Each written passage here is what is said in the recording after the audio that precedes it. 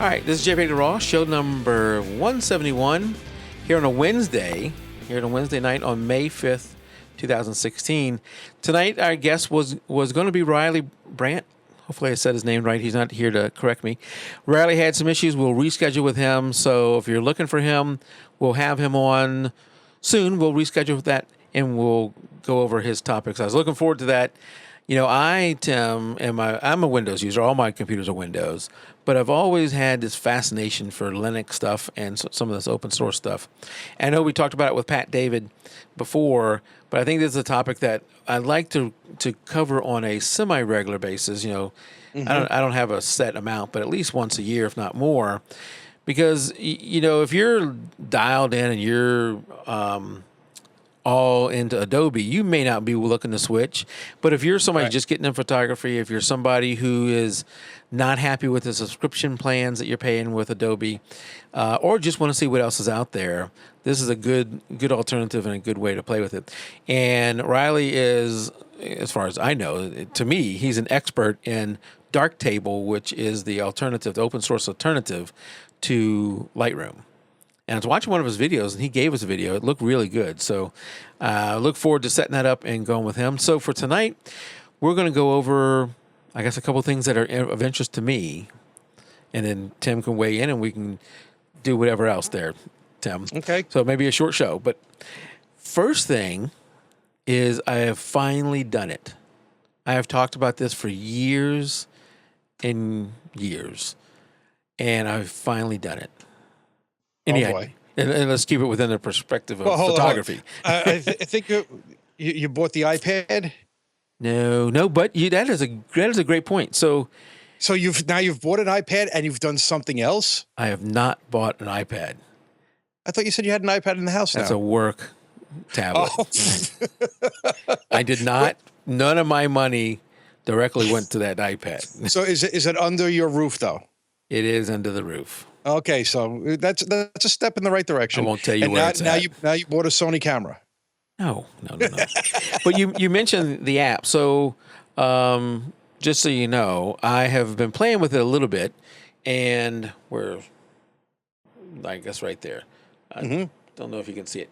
The design, if you go look at it again, if you haven't looked at it in a while and you go look at it again, and this is on an Android, I've changed the design a little bit. One of the things that was confusing to me on the design is there's a big graphic at the top and then little ones below, but the big graphic at the top included 3 shows.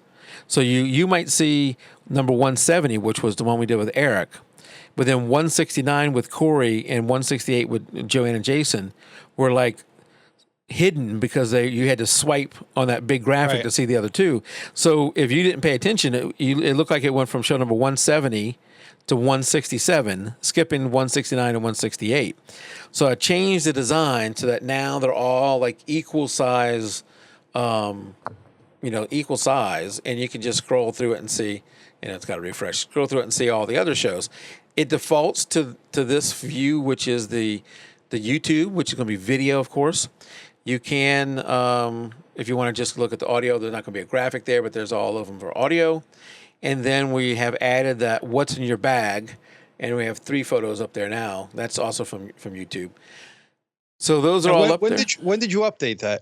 Because I was in the app probably a week or 2 ago, and I don't recall that. Yeah, so here's what's weird is I did change it about 3 weeks ago, and that change never went through. So I changed it again last night to something else. And that's why I didn't notice it. Okay. And boom, it changed. So it just recently changed. This is our JPEG to RAW app. It is now in the iTunes Store and in the Android Play Store, I guess whatever it is. So if you're not subscribed through some other way, or even if you are and you want to get it, just look for that. We have links on our website also, and you can get the app on your iPhone and on your iOS device. I have it on that iPad that Tim mentioned and on my phone. But that's not what I did, Tim. Okay. You're going to give me a little hint, or? I actually posted about it in our Facebook group. There you go. Come on. I go into the app. Don't make me go into the Facebook group too. Okay. All right. I'm gonna have to look about it. I'm gonna have to see if I can find it. At this point, I'll just tell you. Okay.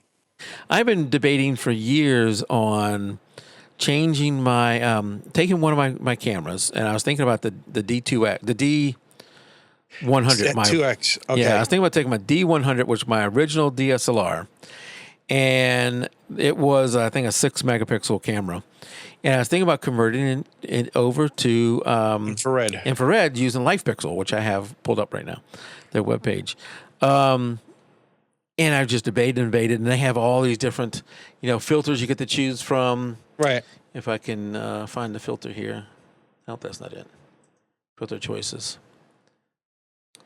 One thing with this, here we go, filter choices right here. How do I scroll down? There we go. So you have all these different filter choices you can choose from. And I was thinking standard IR, which is basically what I had when I had my filter, the filter I put on the lens. Or enhanced color, which is like one grade, or however you say it, off of that. Yep. And I couldn't decide between two, and that indecision is what made me pause for years and years on this. Then I started thinking, you know what? I got my D2X, which is a crop sensor lens camera. It's a 12 megapixel camera. I don't use it anymore because I have the Nikon D700. Okay. So, and then I look, maybe I should just sell it because I'm looking at getting a new camera. Maybe I should sell it and do that. And the amount of money I can get for that camera was really, really disappointing. I don't remember exactly what it was. Yeah, I've looked, and it's like trying to sell something, it's just worthless. Yeah, it was really disappointing. And, that camera was the Nikon's top-of-the-line professional camera at one time. It's got the built-in vertical grip and all that kind of stuff. It's rock solid. It's a great camera. But it had a lot of issues, too, in that anything above ISO 800 was really bad. Right. And I think it had a max ISO, base ISO 1600. So it just wasn't that kind of performer. So I decided, you know what, I'm going to convert it. I'm going to choose the standard version, and I'm going to send them a lens, because when you go to do this, they will focus adjust it toward a standard lens. I think it's like an 18-55 or something like that. They list it on their website. Or you can send them a lens and pay a little extra and say, I want you to set the focus for this lens. And that's what I ended up doing. So I shipped it off last week. I think they're in Washington State or something like that. So it's going to be 2 days. I think in 2 days it'll be there, because UPS is so slow. Nice try. 10 works for UPS. And then they take 10 business days to fix it, to convert it, and then they got to ship it back. So it's probably going to be late May to early June when I'll get the thing back. But I'm really excited to have that thing converted to full-time infrared. And why would I do this? Why to convert it to full-time infrared? I've already have the filter. For those who don't shoot infrared, what it allows you to do is get near normal or maybe normal exposure times. So with a filter, when you put a filter on your lens, what you're doing is you put it on a tripod, you're going out there in the middle of the day when it's super bright, you focus, you frame, you do all that kind of stuff. Then you put that filter on the lens, and it blacks out everything. You can't see a thing. Right. And you have an exposure time that may be in the minutes, like that. So that's how you're normally shooting infrared with the kind of filter I was using. When it's converted, you can hand hold it. With a lot of landscape, you may want to put it on a tripod, but you could hand hold it and take shots like a normal camera. It's just going to be infrared. Right. And I think we talked about that I don't remember who did the podcast, but we talked about that, and I was like, that is actually very intriguing. But I think if I remember, I looked up my cameras for it, and none of my Sony cameras that I would have could be converted. I think there's some issues with some cameras, maybe even some like Nikons. I think the Nikon D2H and some others weren't that good of a candidate. And you're right, there may be something special with the Sonys too. And or it's not worth it for them to create the. Yeah. That was my guess, is it's not worth it for them to create the conversion because maybe there's not enough cameras out there for them to get a profit out of it. That would be my best guess. That, or maybe something with the sensitivity of the what do you call it, the sensor toward infrared. And yet Chuck put out there, it was Doncom, and we did that show with on infrared, and we did have one comment in the YouTube video back then. Whenever we did that. And so I can go ahead and dispel this myth right now. No, the infrared will not allow you to see through people's clothes or to see ghost. Or to see a ghost. Okay, now that was a question that we received. So I guess when those ghost photographers, what do they use? So I don't know if we want to get into that here. That may be, everybody may not agree with me on that. I don't know if it matters what they use. I'm actually looking. They use good acting skills. Oh, yeah, that's probably right. So they do have two Sony mirrorless cameras up there. They have an older Sony, so they actually do, but they don't have my model, and none of the models I own, I guess. So I did ask them when I got it converted, because I got to email back and forth with somebody from there about it, and I asked them, "Hey, we'd love to have somebody from Life Pixel come on the show, on the podcast." And he responded back with, "We've never done a podcast before. I don't know if we would do that." So I don't know. We'll keep trying. Some someday we can get somebody out there. It's, I'm sure I'm going to want to do another show on that once I can get my camera back and do some of that. There is some weird post-processing you have to do with these things, with infrared shots. But, come join us in the forums. And when I get it, I'm sure be posting them out there. So you can come join us over there in the forums. Corrected. My camera would be in there now. Oh, good. They do have, or my older camera. Let's put it that way. I'm obviously not doing it on with what I use right now, but that's a. Join us on Facebook is where I meant to do, not the forums. You can join us on forums too, but Facebook is where I'm going to be posting most of those. Yeah, so obviously once you convert it, it's converted. You can't. You can't you're making change a commitment. Right, exactly. Yeah. So it's to be on a camera that I don't use anymore. Is really what it would. And I think in my camera, you can go in there and you can look at your camera and see what the price is. For my camera and the lens that I was having converted, it was around $400. So it's not cheap, but it's not a process I would ever do myself. This is not as simple as cleaning your sensor like we did before. Yes, we did do that live. We did. That worked out good. Yes. Matter of fact, I'm going to look on eBay right now to see if there's a Sony A77 body for sale, because I'm sure they're cheap now. Yeah, maybe let's find a used one, and then I would have the same exact body that I currently have. And you convert that to infrared? Yeah, then I would convert that to infrared. I just wouldn't tell my wife. I didn't tell my wife. I just did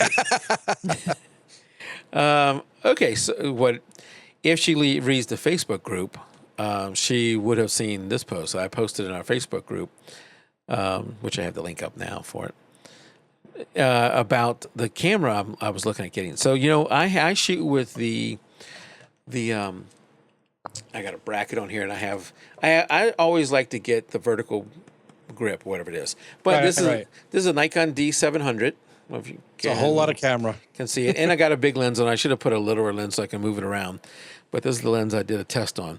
So it's a nice big heavy camera, and I put that L bracket on there for mounting it onto a tripod. But this is a D700. It's aging. It's still a great camera, but it's 12 megapixel. And now they have the D750, which sounds like the exact upgrade from a 700, but it's not exactly. It's debatable whether that is the upgrade for the 700 or not, because it has a lower shutter speed. There's some other things that are different. But that's the camera I was thinking about getting, a D750. This 700 is a full frame camera. Mm-hmm. The D2X I mentioned before is not a full frame camera. It's a crop sensor camera. And the D750 is a full frame camera. But Nikon just came out with the D500, which is a crop sensor camera. And my first thought is there's no way I'm going back to a crop sensor camera. Right. I would definitely, if I get another camera, it's going to be full frame. Yours right now is crop sensor? Yeah, 1.5. Okay. So that's what the main topic tonight I want to talk about is full frame versus crop. Okay. And the thing that made me love full frame so much when I went to it, I think may not have been so much the full frame part of it. I went from a D2X, which was crop sensor, to a D700, which is full frame. But the D700 was many years ahead and was more advanced, and the camera technology had really improved since then. Okay. So one of the big things I was seeing was better dynamic range, better color, much lower noise.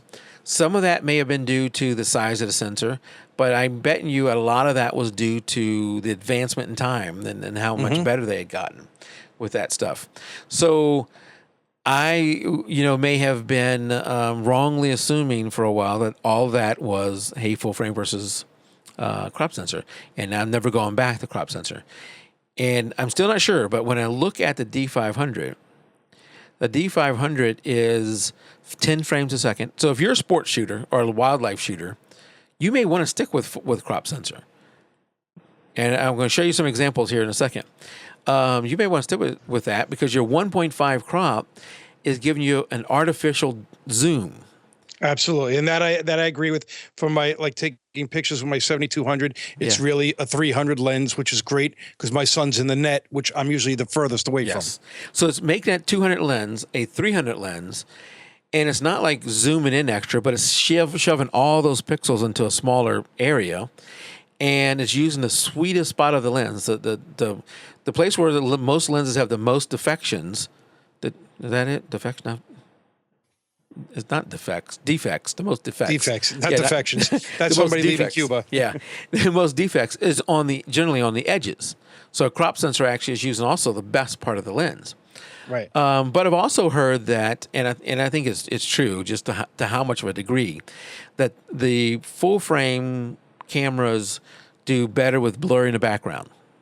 They can have less depth of field. That is what I probably would have said. You got the better, what do they call bokeh? Yeah, bokeh. That comes out better on the full frame than on the crop sensor. And you know what? I absolutely agree with that from the pictures that I've always taken.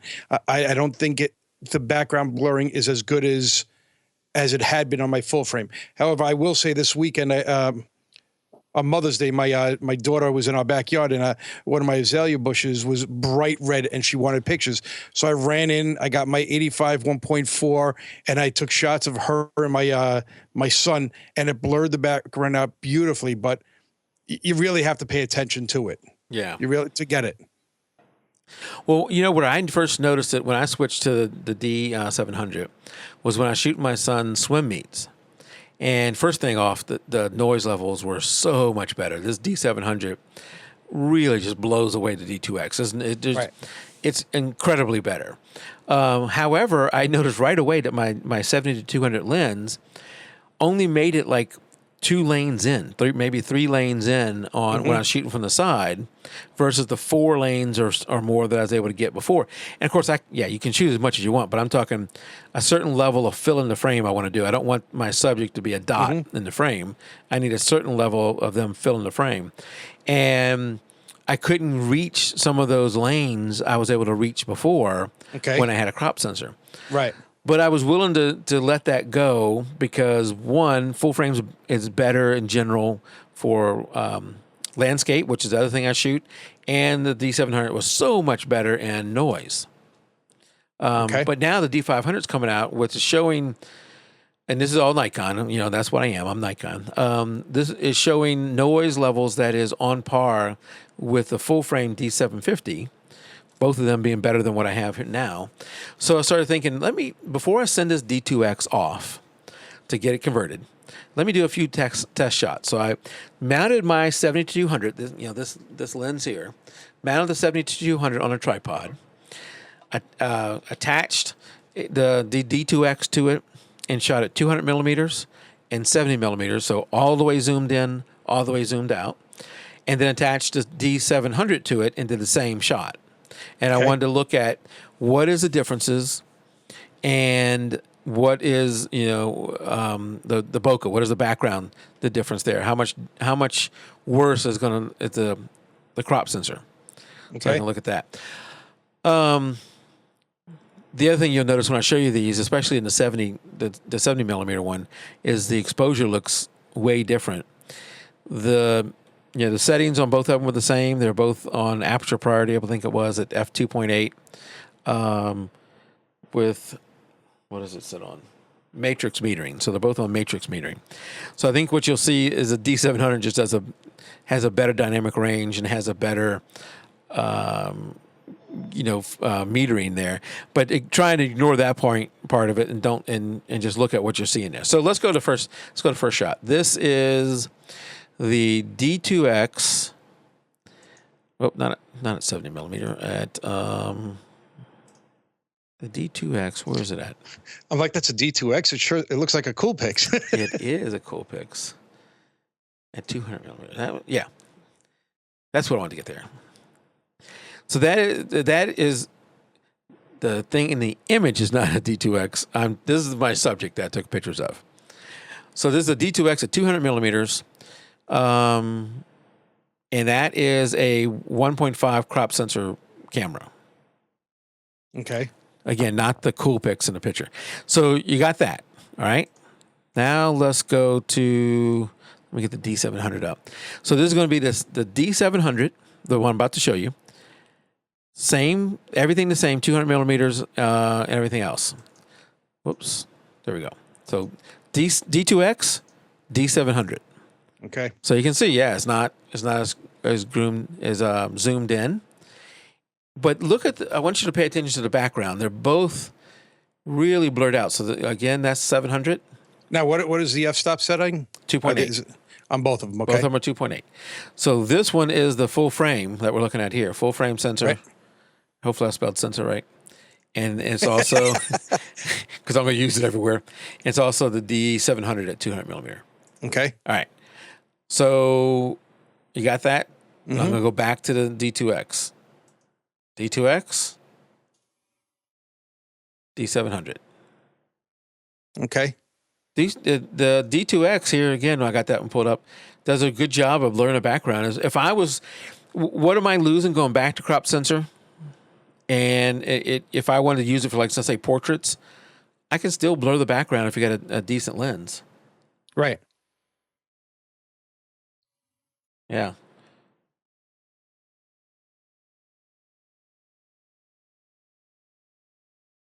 And Chuck, I'm looking at Chuck because he said, "Aren't most full frame lenses better optically?" Yeah. So okay, that's a good point. Even if I go back to crop sensor, I don't think I would buy a DX lens. I would continue to buy full frame lenses.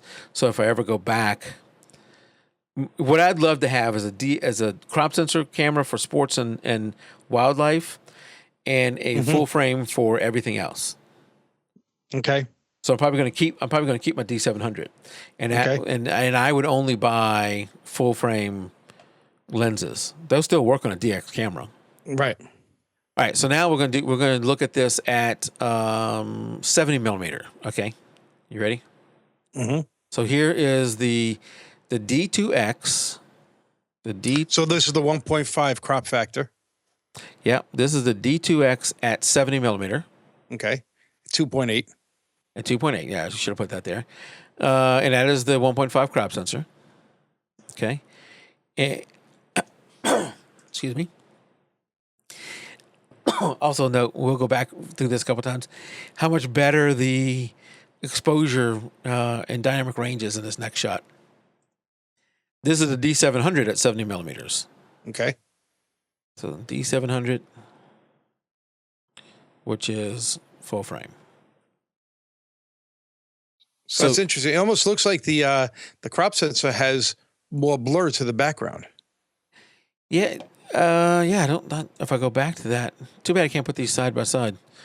That'd have been a good shot.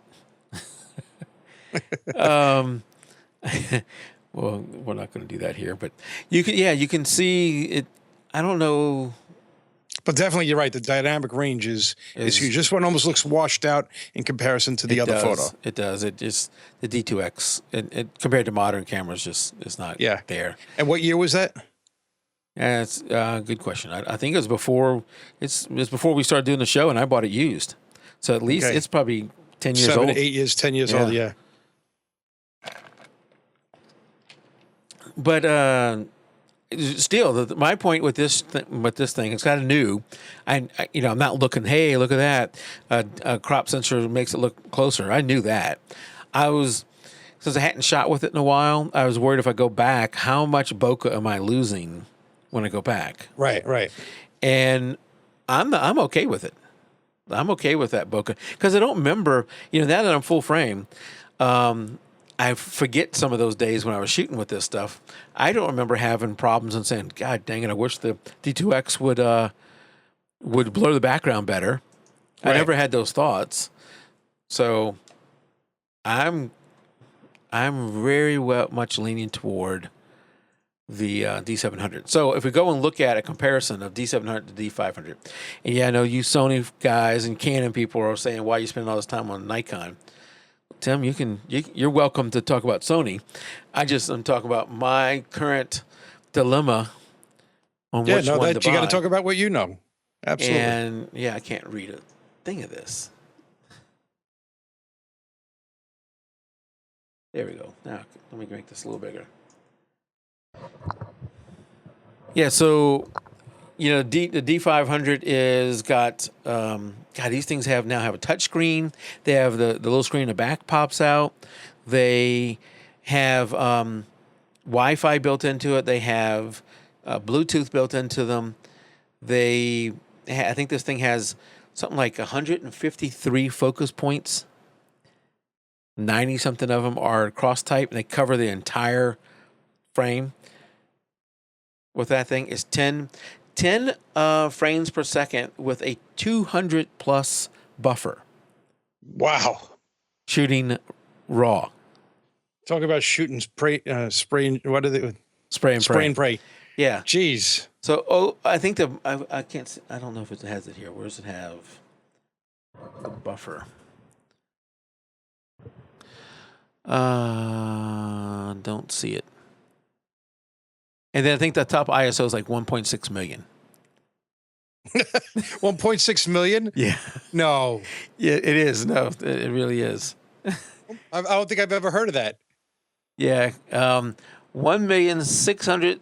I can't even read that. 1,000,006, something like that. ISO. Now, of course, that's a joke. You can't. Yeah. What's the effective range? That's where I'd like to see Popular Photography do a review saying, okay, after 32,000, it's useless.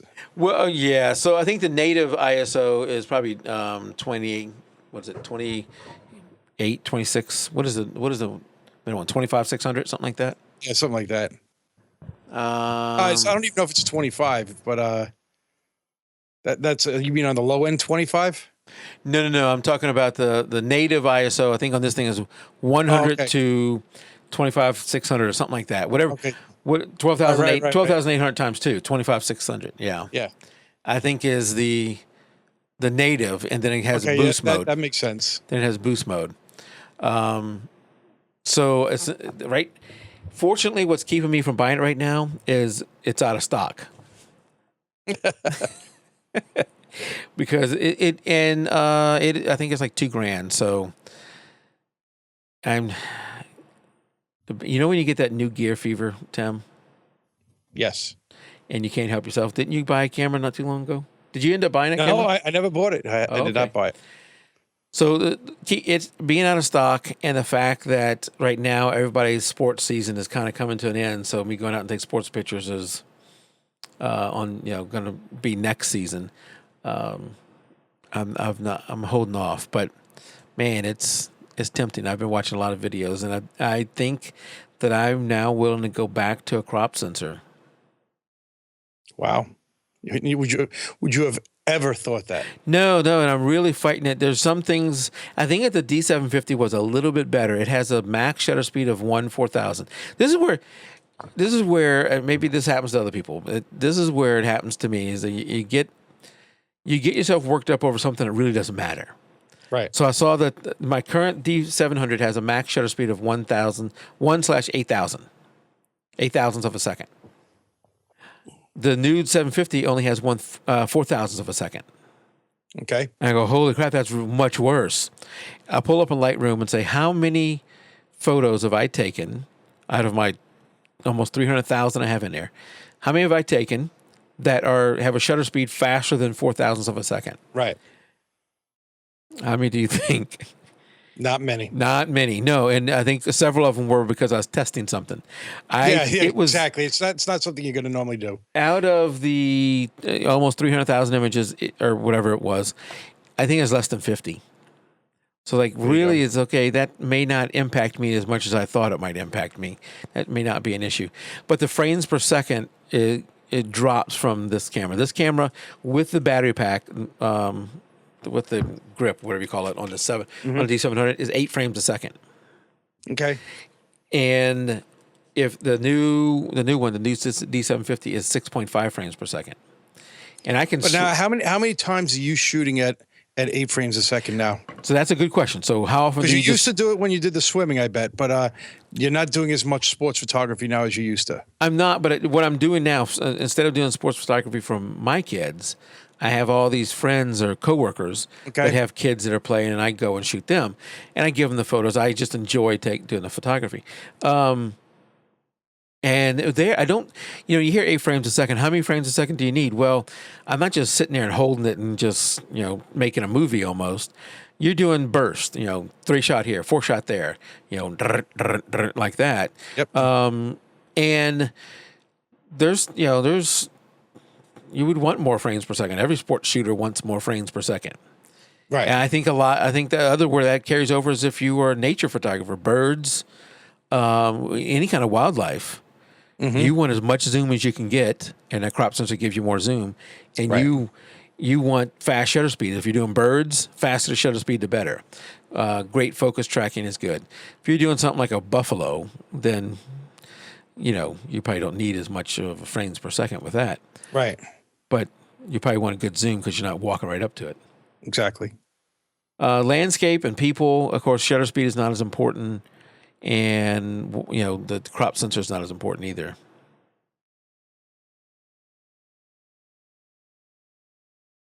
I've talked myself into...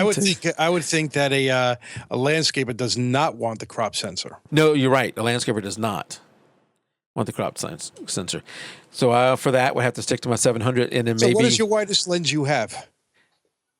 There's a problem. For a full sensor. For a full sensor, my widest lens is a 24 millimeter. Okay. And for your crop sensor, you probably got a 16, which equates to you have a 12. A 12 so that's really to 24. An 18. Yeah. Which is really an 18. So so you're already wider with your crop. Yep. Isn't that's actually a lens I always wanted to get, a 12-24. There's a Tokina, I think it is, and it's it's the thing I shipped off to Life Pixel. And it's not going to be converted. It's the camera that's going to be converted. So the Life Pixel, lens will still work. So that's the irony here is I actually can shoot wider with a crop sensor than I can with a full frame because of my personal lens collection. It's, Right. That 12-24 is something I always wanted. I just didn't. I don't know if I have enough of a need for it, and it's not cheap enough to say, oh, let me just go buy one. Yeah. Interesting enough, Chuck just wrote that he posted birds and buffalo on his page this week. Yeah, I saw that. I knew he did a bird. I didn't know the buffalo. So now what do you send in the lens to Life Pixel then? What's the reason that they're... So they can, whenever they do this infrared conversion, it messes with the focusing system of the camera. So they will adjust the focusing system of the camera to work with a standard lens, which for a Nikon is like a Nikon 18 to 55 or something like that. Or you can send them your own lens and say, I want you to set the camera to focus with this lens. Okay. And so now that's the only lens you can really use? Well, you can use other lenses. It's just you got to be careful with the focusing. You may have to do some manual focus and that kind of stuff. And that's when I'm shooting infrared, I'm probably going to want to stick with that lens. Okay. But yeah. And everybody's situation is different. It is ironic that for me, I can actually shoot wider with a crop sensor than I can full frame. Of course, if I went and bought a full frame lens that is even a 16. Well, that's a good point. I would not buy the 14 to 24, which is one of the Nikon Holy Trinity lenses. I think it's the 14 to 24. I would probably look at the 16 to whatever, 16 to 30. I can't remember what it goes to. 16 to something. That's only 2 millimeter wider than what I'd be able to do with my crop sensor lens. Wow. So even if I went out and spent $2,000 on that lens or whatever it's going for now, maybe it's less than that. For a full frame camera, I would end up. I'd have to buy the full frame camera for $2,000. Let's say $1,500 for a lens, and for that $3,500 investment, I would be 2 millimeters wider than what I am now on a crop sensor. I don't know. Does it really matter? I guess 2 millimeters. That doesn't matter to me. Yeah, I was gonna say that's not doing anything. No, I mean, there's other arguments. You take a couple of steps back. There's other arguments you can make, and I'm sure the little demo I did of my demonstration of the bokeh and that kind of stuff. If you're there's some people who are very technical, and they will say, Mike, you forgot to take into account the solar rays of the Saturn rings and, time vortexes or whatever else. And I'm probably making them twitch right now by saying all that.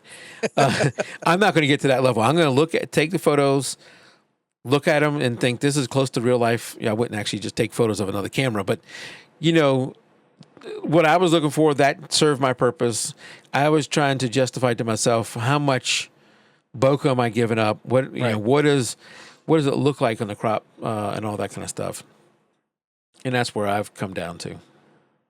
Okay. All right. So that's really the topic I had. I'm going to do one thing before we get out and before we go to if anything you want to talk about. Is Chuck and I had been talking, Chuck out and Chad had been talking earlier in the week, and we're talking about bird photography. And I told them, we have bluebirds around the house. I love taking bluebird photos. Every year we have at least 1 or 2 clutches of bluebirds. We're on our second one right now. And I have a photo right in front of me that has been here for years of Papa Bluebird that I took with that D100 I mentioned earlier in the show. But you guys never get to see it because it's straight in front of me. There's no camera shot that looks straight in front of me, right? Okay. So let me get a shot that you're slightly off. Huh? It's not straight to you. It's from you're looking at you from your left. Oh, what are you talking about straight at you? I have right in front of me right here. I know you're over here, so this is kind of odd. Exactly. But if I'm sitting straight at my desk, looking straight ahead, which is what I'm doing right now. Right. It's right here. Okay. But there's no camera shot that ever looks there. So I'm going to try and do a camera shot here that gets us there. So the camera that usually is, let me pull me up. So I'm now full. You see me full, right? Mm-hmm. This camera that is usually my desktop camera. Okay. I'm going to pick it up and I'm going to point it to. Now the funny thing is, that what I see in Skype is the 4:3 picture. What I'm seeing on the website of you is a 16:9 widescreen picture. Skype does that whenever you. Yeah, I see a lot more. When you add a third person to Skype goes to 4:3 mode. It goes out of HD. Right. Okay, you ready? And I'll flip this to that camera when it's time. So let me see if I got the shot. This is for Chuck. I'm going to flip to that shot. Okay. This is the desktop cam, right? Mm-hmm. This is looking straight in front of me. So what you're seeing during a show? Yeah, what I'm seeing straight in front of me. And then right there. Oh, there's the bluebird. Look at that. Papa Bluebird. Oops. There's like a yellow belly on it? Red. Reddish. Red? Yeah. So that's Papa Bluebird. Shot with a 300 millimeter Nikon D2X. Nikon D100. That's pretty cool. Yeah, it's 16. I think it's a 16:20 on foam core. Just mounted straight onto the foam core and then taped to the wall, I think. Yeah. So that's that. There you go, Chuck. Hopefully you saw that because I'm getting tired of holding that up. Tired. All right, let me get us back to us. There we go.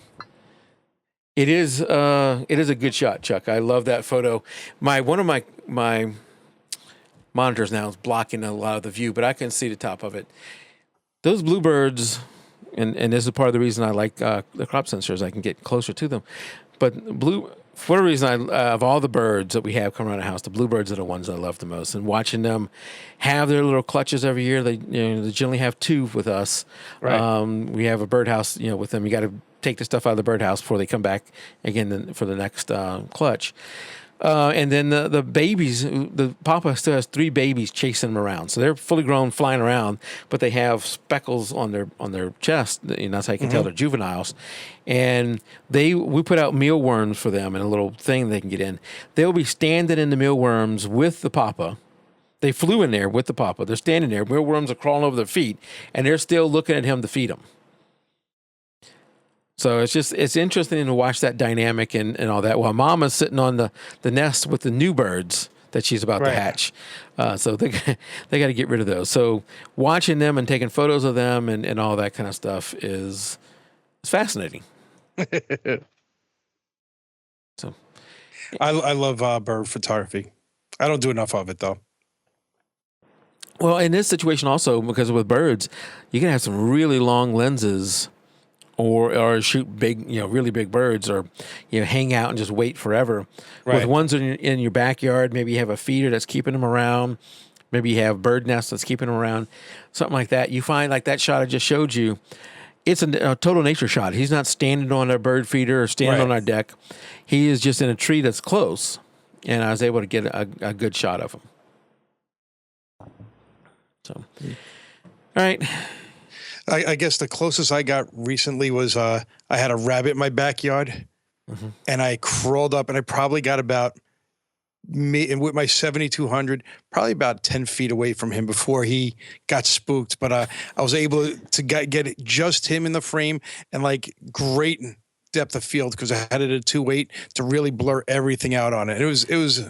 Now, with your my daughter, of course, liked it. I think that's the reason why I'm running them. But with your mirrorless camera, you don't have any shutter noise, do you? Or very little? No.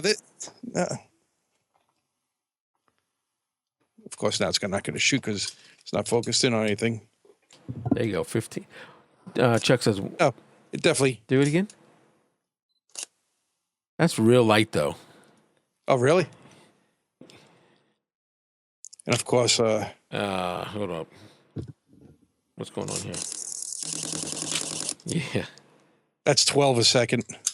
Where's Jim? We need Jim on because he likes the sound of that. He does, and I got to put a card in here before I can take a picture here. I don't think I had a card in. I hope I didn't have a card. Well, it's not like film. No card in there. Okay, here's... What is it? Oh, it's really long shutter speeds. Yeah, that's exactly what I had. And Chuck says Tamron 150 to 600, and his Canon 70D is his wildlife rig. When you put that on is a 70D a crop sensor? I don't know. Because that would be, I think, their one. Can you hear that? Oh, that definitely sounds a lot louder than mine. Yeah. Yes, that scares off birds and wildlife. Yeah. Yes. Well, that's why you have to have a long lens on, so you're far enough away from them. Yeah. And the D700 doesn't have any kind of quiet mode to reduce that sound. It's just. Yeah, that's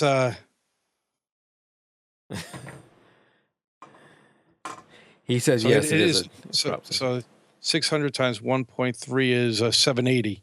Now that's a nice long lens. That is a nice, very long lens. What, Chuck? What is the f-stop on that? Is it fixed or does it change as you zoom in?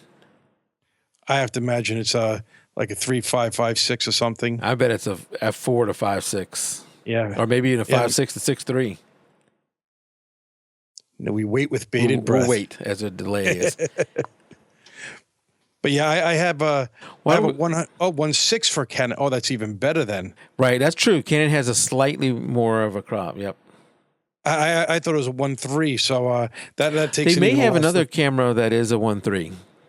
Maybe that might be what I'm running. So it's a 960 lens, and it's a 4 to a 5.6. Yeah. So that's not bad for. I was gonna say even when you're out to 960 at a 5.6, that is not the worst. I mean, you really have a narrow focus. It's a 6.3. Yeah, you still have a narrow focus at 1,000 millimeters. Absolutely. Well, let's go ahead and end the show. We can have a little bit of post-show here, but let's go ahead and end the show. And if you have comments on Mike's infrared conversion or on my thoughts on the D500 versus D750, crop versus full frame, feel free to email us at, I didn't even put up our lower thirds at all, but you can email us at podcast@jpegtoraw.com. We would love to have you come out and join us in our forums. We've had a couple new members recently that have been posting a little bit out there, but we always need more activity. That is JPEG to RAW, JPEG to RAW.com/forums. If you're not into forums or that kind of software, you can also join us over in our Facebook group, which is facebook.com/groups/JPEG to RAW. We have now over 1,700 people in there, so we'd love to have you come in and join and get things going. And we also have a monthly photo contest in there, and I got to tally up the votes and see who won for April. Yeah, for April. So you're not done with that yet? Yeah, I think all the votes are in. I just need to tally them up. So Okay. We'll do that tonight or tomorrow night and announce the winner. If you're going to buy anything on Amazon, let's say you're going to buy a Nikon D500 and then ship it to me. Don't do that. But if you're going to buy yourself a Nikon D500 or And ship it to you. and you're going to buy it on Amazon, be sure to use, or anything. It doesn't have to be photography related. It could be anything. Use our link, which is jpegtoraw.com/Amazon, or go to our website, click on the Amazon button. It doesn't cost you a dime more. It does give us a small credit, and we use those funds to fund our giveaways and those kind of things. Our giveaways are things we buy to give away to people or contests or whatever, especially our year-end contest. Tim or I don't make any money off of this. We don't use any of the funds for that. We give it all back. So the more you buy from there using our link, the more we can give back. Mm-hmm. If you're going to buy from any Topaz Labs products, be sure to use our link there, which is jpegtoraw.com/Topaz Labs. Haven't had anybody use this in a while. So if you're going to buy anything from Topaz Labs, use that link. Again, you can go to our website and click on that link and go there, or just type in jpegtoraw.com/Topaz Labs. The best thing for Amazon, if you're going to do it on Amazon, is just to set up yourself a link. What do you call it? A shortcut. Mm-hmm. That's what I have on my Google toolbar. Which is that link, jpegtoraw.com/Amazon. Once you go there, you can save that, and then we'll get that. How do I get rid of this? There you go. If you want to subscribe to the show, well, again, we have the app now on Android and the iTunes Store and the Android Google Play. Yeah, Google Play. So you can get our app and get the video from YouTube, the audio from our feed, and you'll get the shows. So there's the app, has all the shows there. Mm-hmm. It doesn't have, so if I click on it, it will not have the full show notes. So it gives you, that's not going to work. You're not going to be able to see that. Actually, when you got close, we actually could see something there. You can't see the words, though.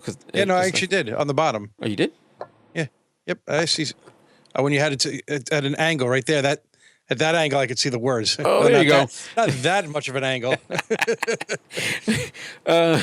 You can subscribe to our YouTube channel on there, so you can see the video. Or if you don't want to use up too much of your bandwidth, you can listen to the audio of all the shows.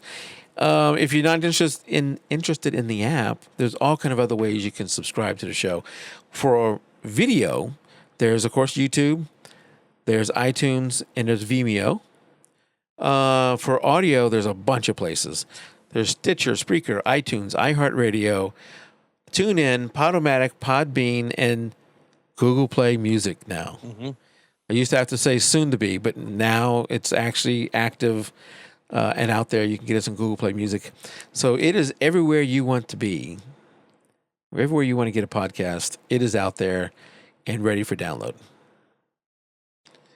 All right, that's it. Until, I don't know when we have our next show, but we'll probably be back next week. Okay. Until next show, let's just say that. Keep it raw. Good night, everybody. Good night, everybody.